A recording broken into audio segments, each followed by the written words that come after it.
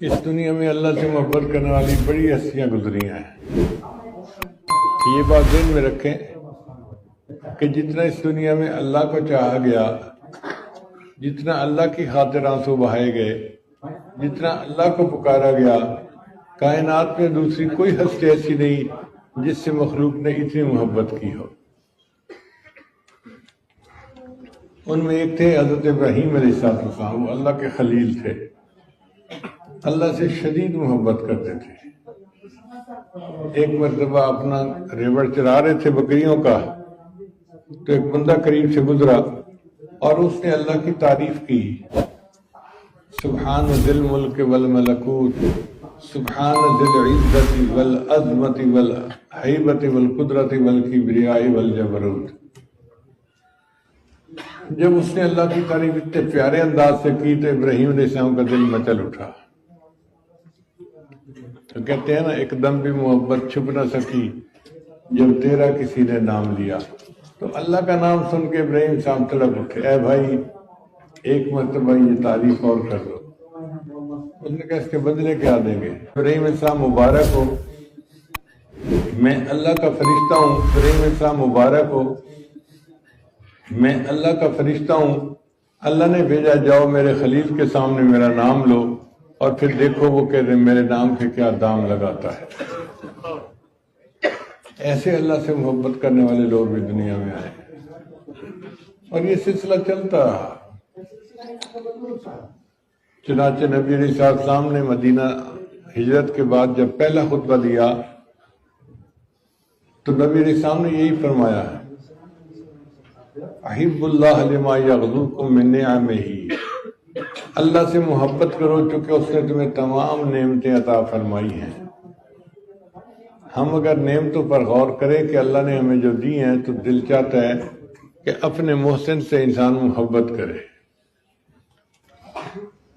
اور نبی علیہ السلام نے فرمایا احبونی لما حب اللہ، اور مجھ سے محبت کرو کہ اللہ مجھ سے محبوب فرماتے ہیں، مجھے محبوب رکھتے ہیں۔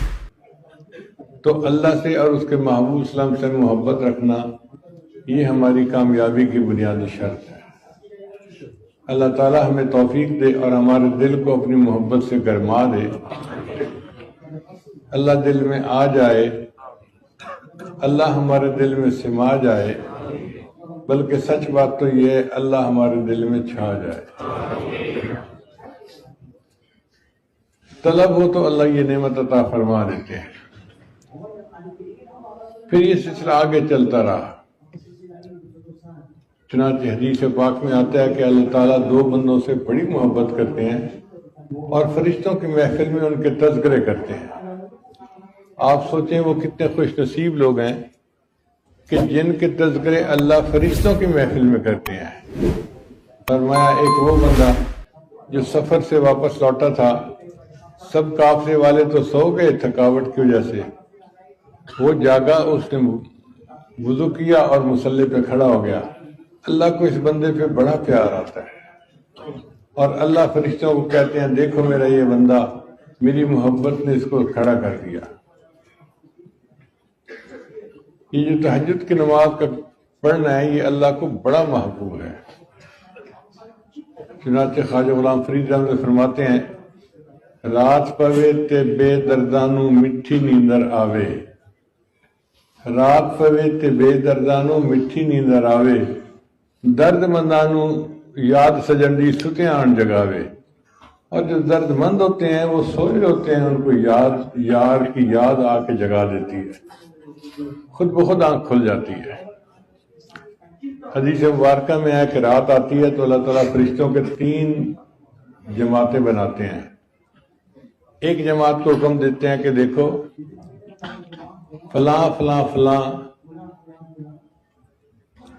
میرا مقبول بندہ ہے، تم جاؤ اور ان کی کروٹ بدل دو، یہ چاہیں گے تو تہجد پڑھیں گے اور چاہیں گے تو سوئے رہیں گے، میں ان کے تہجد پڑھنے پہ بھی راضی، ان کے سونے پہ بھی راضی۔ یہ وہ علماء ہوتے ہیں جو دین کا کام کرتے ہیں۔ حدیث مبارکہ میں آتا ہے نوم العلماء عبادت، علماء کی نیند بھی عبادت ہے۔ اس کی مثال یوں سمجھیں کہ اگر الیکٹریشین کام کے دوران فیل کرتا ہے کہ اس نے اپنا کوئی اوزار بدلنا ہے تو اس وقت وہ کام تو کوئی نہیں کر رہا ہوتا، مگر اجرت اس کو ملتی ہے، بھئی اس نے آخر اپنے اوزار ٹھیک کرنے ہیں نا، تیز کرنے ہیں۔ اسی طرح جو دین کا کام کرنے والے ہیں ان کو چاہیے کہ وہ رات کو اٹھیں اور اللہ کو منائیں۔ یہ اللہ کو منانا اللہ کو بہت پیارا ہے۔ خواجہ غلام فرید احمد فرماتے ہیں، راتی جاگیں تے شیخ سڈاویں، راتی جاگن کتے تے تم اتے، کہ تم رات کو جاگتے ہو اور اپنے آپ کو بڑا شیخ کہلواتے ہو، رات کو تو کتے جاگتے ہیں، وہ تم سے زیادہ بہتر ہیں۔ رکھا سکھا ٹکڑا کھا کے دن جا رکھاں وچ ستے تے تم اتے۔ ہم رات کی ڈیوٹی کرتے ہیں تو صبح کے وقت گھر میں کرفیو لگا ہوتا ہے، آواز نہ آئے، مجھے نیند میں خلل نہ آئے، بیوی بیچاری پریشان ہوتی ہے، بچوں کو کہتی ہے خدا کا واسطہ شور نہ کرو، تمہارے ابو سوئے ہوئے ہوتے ہیں، اور ہم نرم بستر پہ آرام کر رہے ہوتے ہیں۔ کتے کو دیکھو ساری رات ڈیوٹی دیتا ہے اور دن میں اس کے لیے کوئی بستر نہیں ہوتا، کسی درخت کے تنے کے ساتھ، دیوار کے سائے کے ساتھ وہ جا کے لیٹ جاتا ہے بغیر بستر کے۔ تو کتے تو پھر زیادہ بہتر ہوئے نا۔ راتی جاگیں تے شیخ سڈاویں، راتی جاگن کتے تے تھوں اتے، در مالک دا مول نہ چھوڑن، بھاویں مارے 100 جتے تے تھوں اتے۔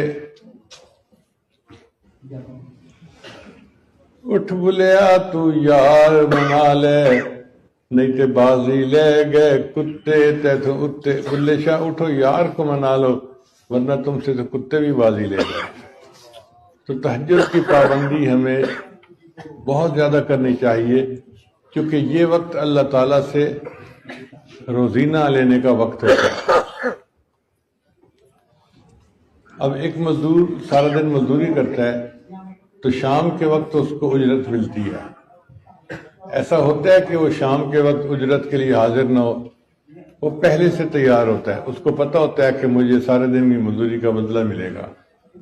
اسی طرح انسان جو دن اللہ کی یاد میں گزارتا ہے اس کو تہجد کے وقت اس کی مزدوری ملتی ہے۔ تو ہمیں تہجد کے لیے اٹھنا چاہیے تاکہ اللہ تعالیٰ سے ہمیں اجرت مل جائے۔ اور حدیث مبارکہ میں آتا ہے کہ اللہ تعالیٰ آسمان دنیا پہ نزول فرماتے ہیں اور فرماتے ہیں حل من سائل فاعطی اللہ، ہے کوئی سوال کرنے والا کہ جسے میں عطا کروں۔ دینے والا پوچھ رہا ہے اور ہم سوئے پڑے ہوتے ہیں۔ اور اب تو شعبان اور رمضان کا وقت شروع ہونے والا ہے جس میں اللہ تعالیٰ کی مغفرت عام ہوتی ہے۔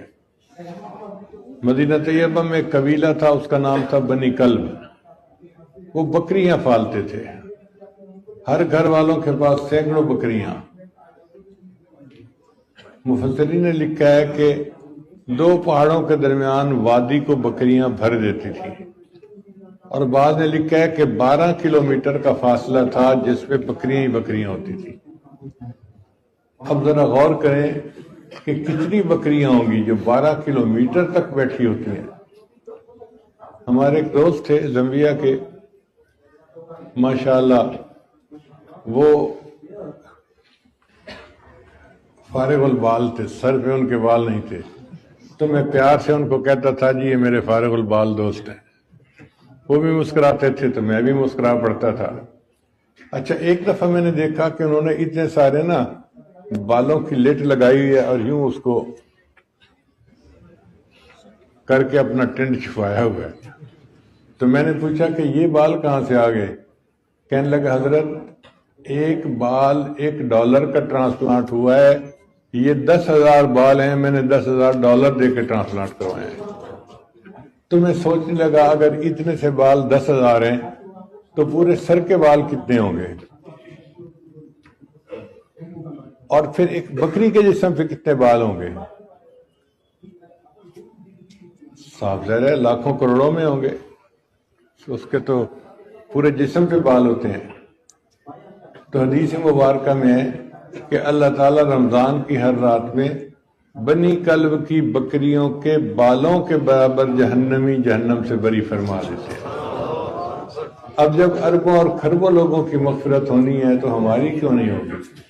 ہماری بھی ہوگی، مگر ہم اس کے لیے اللہ سے مانگیں اور کوشش کریں، اللہ کو اپنا جذبہ دکھائیں، اللہ کو اپنی محبت دکھائیں۔ تو ایک تو اللہ کو وہ بندہ پسند ہے جو تہجد میں کھڑا ہو اور تہجد کی نماز پڑھے، اور دوسرا وہ بندہ کہ جس کا جوانی کا وقت تھا، خوبصورت دل میں گھر کرنے والی بیوی پاس تھی، وہ چاہتا تو اپنی بیوی کے ساتھ وقت گزار سکتا تھا، مگر پھر وہ تہجد میں کھڑا ہوا اور اللہ کی یاد میں لگ گیا۔ اللہ کو یہ بندہ بڑا پسند۔ اللہ ان دونوں بندوں کے تذکرے فرشتوں کی محفل میں فرماتے ہیں کہ دیکھو یہ میرے کتنے اچھے بندے ہیں، میری محبت نے ان کو کھڑا کیا اور یہ تہجد کی نماز پڑھ رہے ہیں۔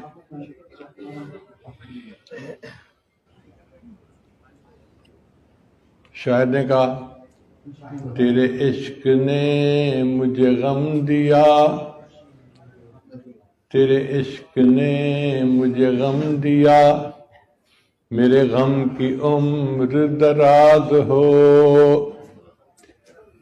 تیرے عشق نے مجھے غم دیا، میرے غم کی عمر دراز ہو، وہ مقام آئے میرے خدا، میرے عشق پہ تجھ ناز ہو۔